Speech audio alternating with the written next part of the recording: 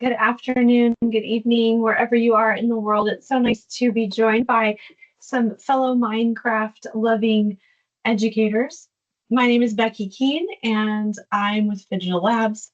We support game-based learning all over the world, and I'm so excited to show you today, or in this video, if you're watching the recording of our YouTube channel, all about how we can use the 3D print world that is available on our website with students everywhere. So let's just jump right into our content today. The first thing to know is about our resource page. So you'll go to phygitallabs.com/resources. On the resources page, and I'm just going to hover there for half a second so everyone can get that URL, phygitallabs.com/resources. Once you're on that page, it is full of free downloads from Phygital Labs for Minecraft education. The first world available in the list is the 3D print world. To access the 3D print world, you're simply going to click on the More Info button, and then there are two links available on the download page. The first link is the world file itself, the MC world file. The second link is a handy little teacher's guide PDF that you can use to help you understand how to get started and how to use this world anytime. So again, you're going to head over to phygitallabs.com/resources if you have not yet downloaded this content to get it ready for you to use. And that looks like this. Now, some things to think about as you are getting started thinking about using the 3D print world, which I'm going to show you live in just a moment. Just easy steps. If you're just getting started with getting a world file from outside of the game library, all you need to do is import the world file from wherever you've saved it. Then you can host the world for all your students to join. Alternatively, you can distribute the world file for all of your students to join on their own. You will then assign the students to complete their build on any given topic. And at the end of this webinar, I'm going to talk about all the different possibilities from elementary to high school, cross-curricular, all the different ways that you can be using this particular method. And then students can export their builds using the structure block. The structure block is built into the world I'm going to show you, so they don't have to do anything to go get it. It's just already there and available. And then they're going to insert that file without needing to do any converting. It's just the GBL file into PowerPoint and add some contextual information. So that's the process that we are going to follow today, and I can't wait to jump into that with you. So if you're following along, it's helpful to have two screens. It's helpful to maybe, put me on one screen or even minimize me in the background. I don't mind. Watch this video on a mobile device and then be trying this out on your own in Minecraft if you're able to do that. If you're just here to watch and check it out, that is okay too. But I'm going to head over to Minecraft Education. Here we are. And I'm already logged into Minecraft Education with a education account. So just know that. And I'm going to move that out of the way over there. Okay. So I'll go ahead and choose play. And then if you've downloaded the world file from us, you will just choose that import button and go find it. Maybe it's in your downloads, like I have it right here. So I'm going to go ahead and open that. It's importing into my worlds list, right, inside Minecraft Education. And here it is. I've got that new world that just was imported today. So I'm going to go ahead and enter the world by choosing play. Now, if I was wanting to host this for my students live as a session where every student is joining together, then I would have chosen host from that last screen. So let's just go back and look at that right now. I could have, from my library, I could have chosen host right here.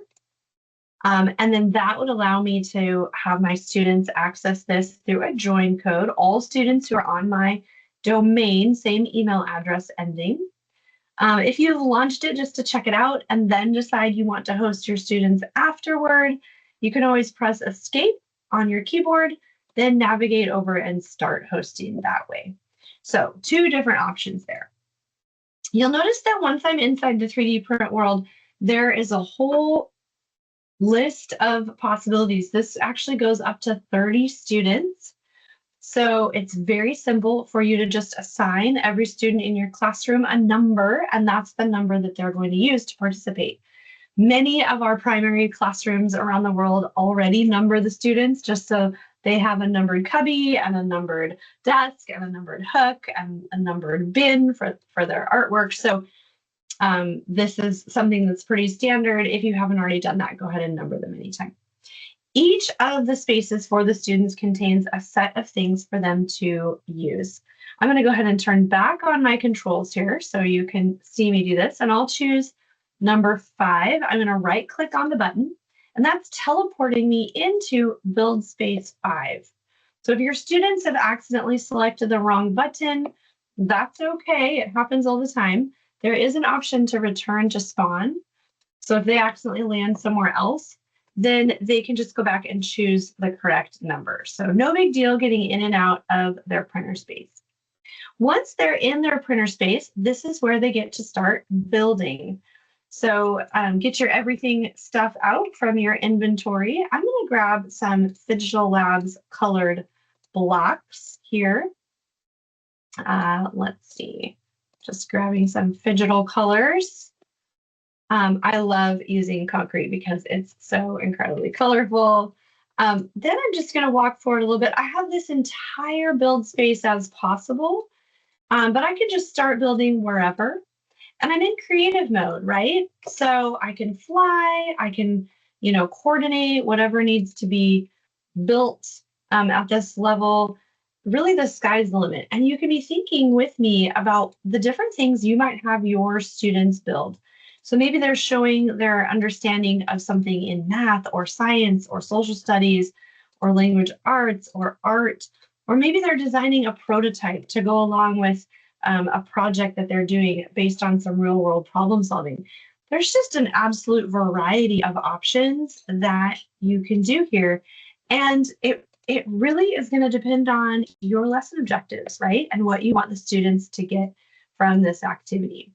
So I'm just going to go ahead and create, I've got this little Phygital house. Maybe I want these to be, okay, so there's my, oops, I fell off the edge. Here we go. There's my Phygital house. And I realize that is pretty simple, but we're not here to do a whole build. You get the idea. If students mess up and they want to start over, there is a button for that that's going to clear the entire build. Definitely don't want to do that now. Right now, I am ready to export. So when your students are ready to export in this world file, they're going to come on over to the Immersive Minds bot. This world was originally developed by Stephen Reed with his company Immersive Minds, which is, he has moved on now and works for Endless Access. So he's donated this world to Phygital Labs because he is a past board member. So thank you, Stephen Reed, but that's why that says Immersive Minds. I didn't want to change it. So this talks about what to do for the structure block and how to get that to a 3D printer. But for today, we're taking them into PowerPoint. So we actually don't need to do any conversion at all. In the corner is a structure block, and you'll notice we've got the axis labeled here with a blue line, a green line, and a red line. That's our X, Y, and Z axis. So I'll choose that structure block, and I'm going to go ahead and keep it at 3D export.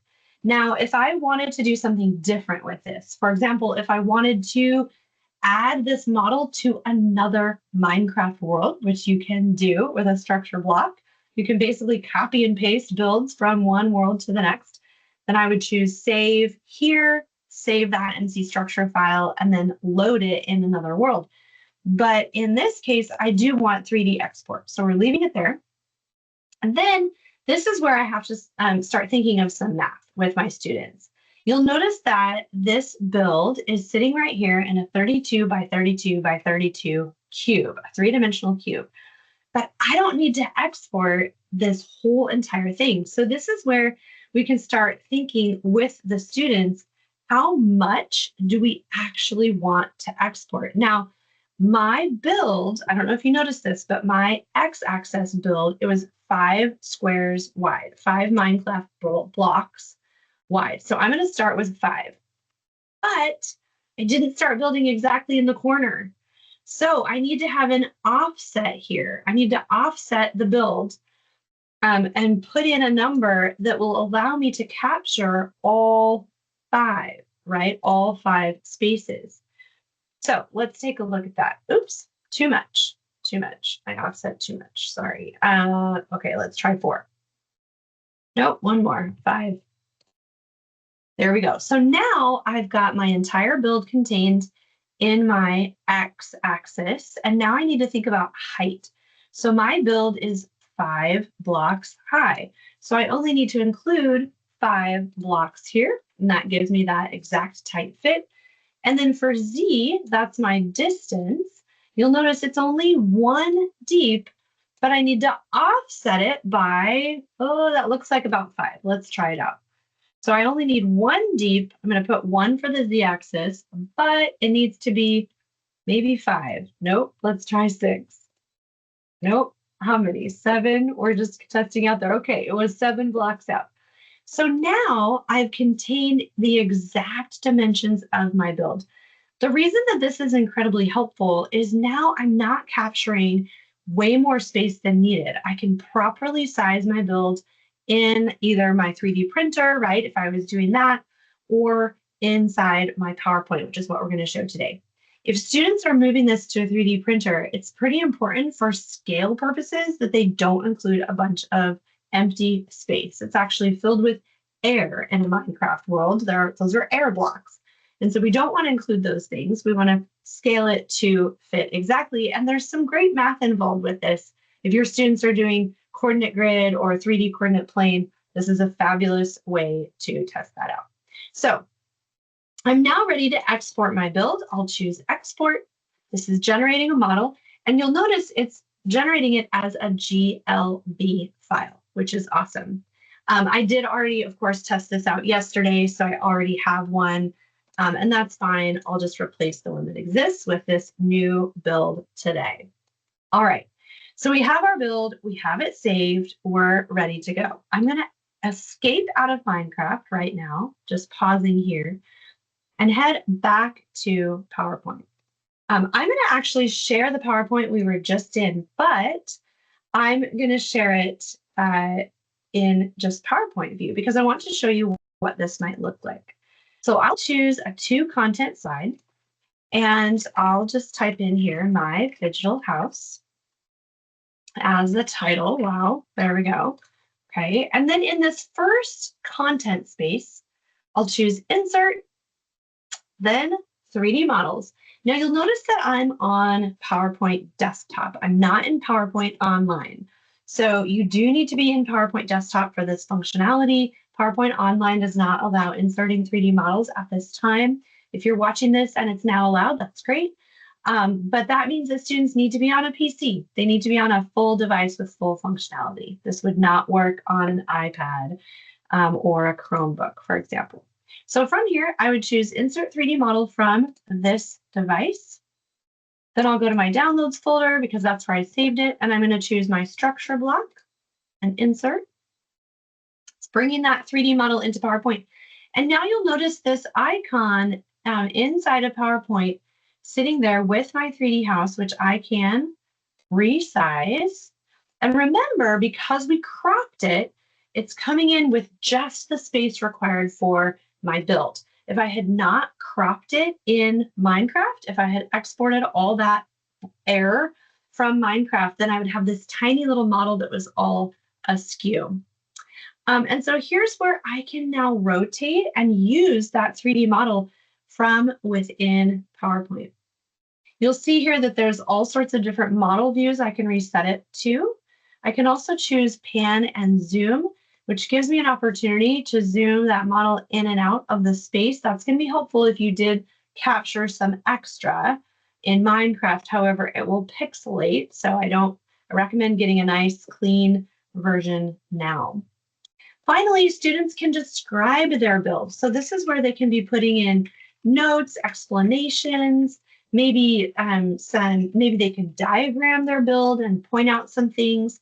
They could annotate their build. They could use this as a part of a proposal or an explanation of how they've done their work over time. So here's an example of what that might look like finished. And this is a very light touch on this idea, but I just wanted to point out to you what this might look like. The students might let you know the materials that they used. They might decide to tell you their purpose and why they designed it the way they did, regardless of what curriculum objectives you're meeting. These are things that I think I would include. And again, this is my 3D model that I built the other day. It's a little bit different than the house I built today. It's going to be different every time. And it's sitting there on the page ready to go. Now, one thing that I did do before I presented today is I asked Claude inside PowerPoint to generate a slide for me. I asked it to generate a slide as an overview of a house I built in Minecraft. Now, Claude was not able to see my actual build. It had to go off of what a house in Minecraft might look like. But you can see this beautiful slide that it generated to give me an idea of what I might show. I think this is incredibly helpful for students. Now, I know that your students might not have Claude, but what you could do as the teacher is use Claude or Copilot to help give your students some templates. We know that students struggle with design. Often design is a challenge, it's a stumbling block, it's something that slows them down from putting content on a slide. It's the fear of the blank page kicking in.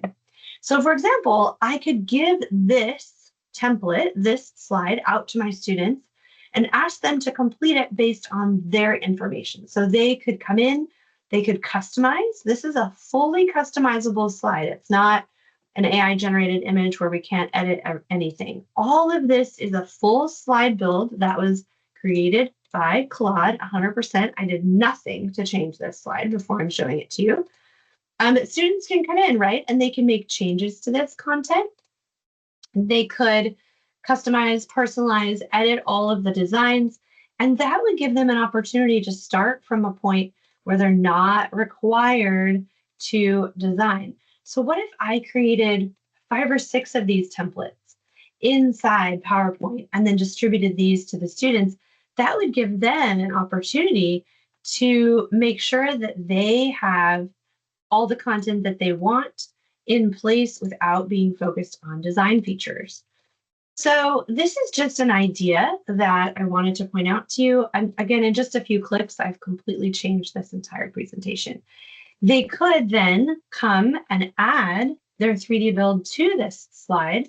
Maybe we would get some space for that over here, maybe rearrange this entire presentation. Maybe I would take this one out, right? Because this is entirely customizable. So just a great way for students to get support, and you don't have to do anything additional for that. So just a little shout out to AI for the assistance. So now I'm a student, I've generated and customized my slide. I get to take this slide caveat off now as a student because I'm done with my work. And my teacher can take a look at this.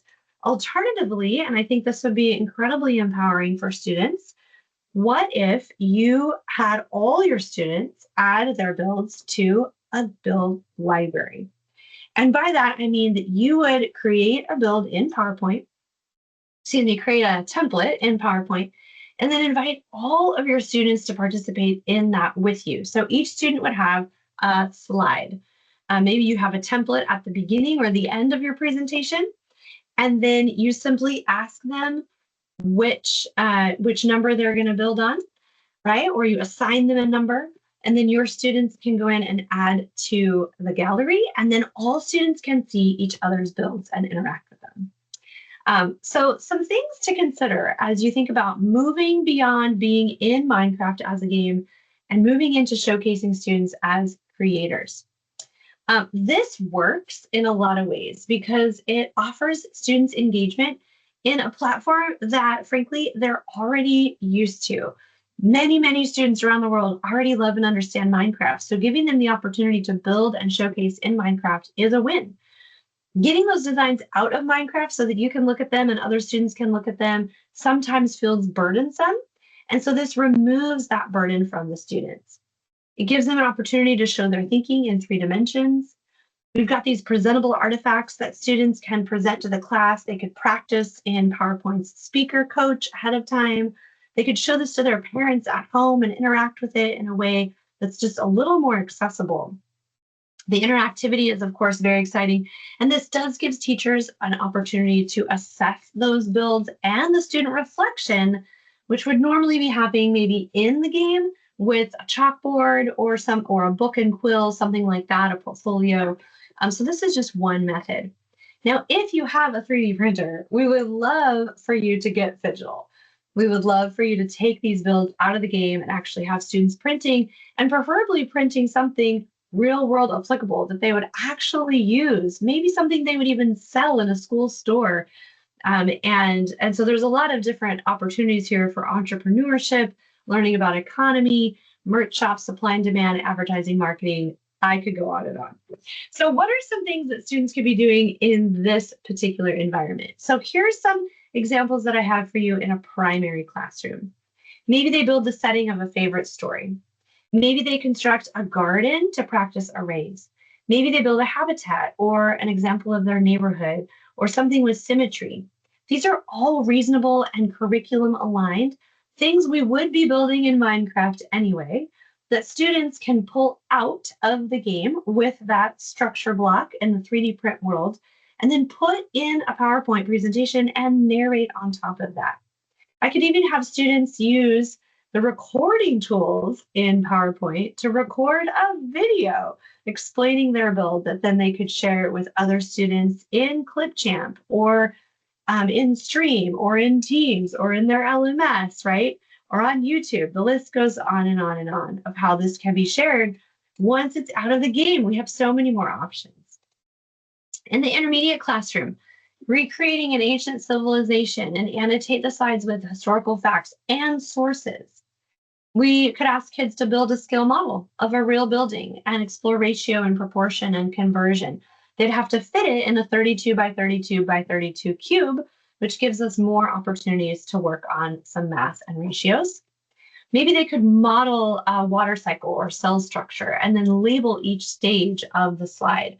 That would be an excellent group project where each student is responsible for a different stage in a process or a different part of mitosis, for example. And then the students are working together to add all of those to a shared PowerPoint presentation and annotate that together. This becomes shared responsibility because each student has an individual step in the process and is an important part of the finished product. ELA, of course, designing a setting of a story is always a top choice in Minecraft. And for geography, we have biomes built into the game. So what a great opportunity to go snip a biome out of the game and then annotate that. You could even use digital ink on top of your PowerPoint presentation if you're on an inking device.